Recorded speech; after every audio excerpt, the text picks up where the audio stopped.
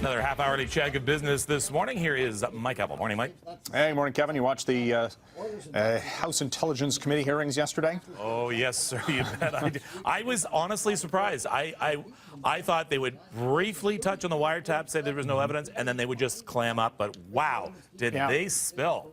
Yeah, James Comey had a few things to say about that, didn't he? On so many fronts. But again, it was the sort of the live interaction we were watching between the Donald Trump POTUS account on Twitter immediately responding to what was being said during those hearings, and then the questioners within the hearings asking James Comey about what was being said on Twitter. Such is the social media world that we currently live in. But the other interesting thing was that the markets sort of kind of shrugged their shoulders and went, yeah, nothing to see here, at least not yet. There's no specific smoking gun. There is nothing that necessarily derails the current pace of the U.S. economic rebound. And does it affect corporate earnings, the underpinnings for the financial markets?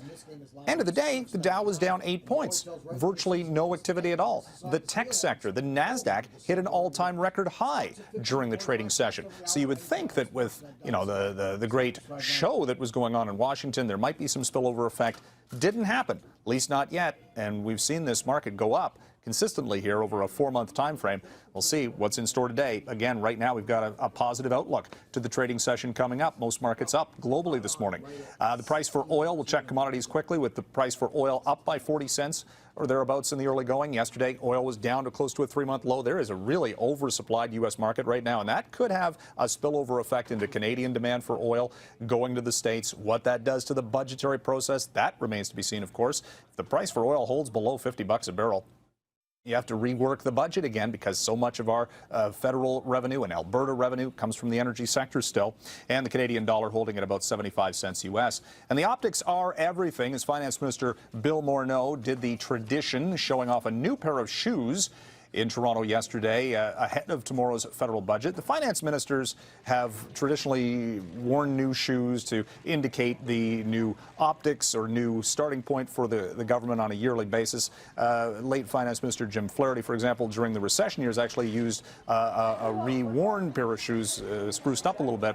Nevertheless, where these shoes came from, made in Edmonton or designed here in Canada by a company called Poppy Barley, designed in Canada, made in Mexico, and then shipped through the United States back into the Canadian marketplace. So again, that's a veiled reference to NAFTA and, you know, the push from the federal Liberals to keep NAFTA going, as opposed to the Trump administration talking about tearing up and renegotiating the trade deal. Here's an interesting story in the morning papers, as Freshii has taken out a full-page ad in the Globe and Mail and other publications telling its much larger competitor Subway to give up some of your stores.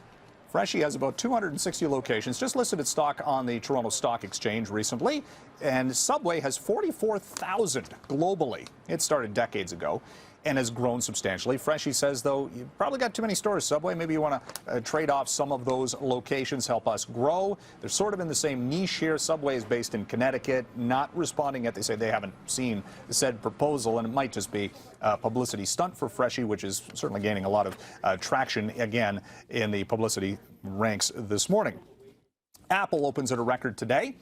Maybe that has to do with Drake's new album, which set records first-day sales on Apple Music, also on Spotify, for More Life. But Apple got an upgrade in Barron's magazine over the weekend. They figured another 10% uptrend for Apple stock this year. It's already the most valuable company in the world.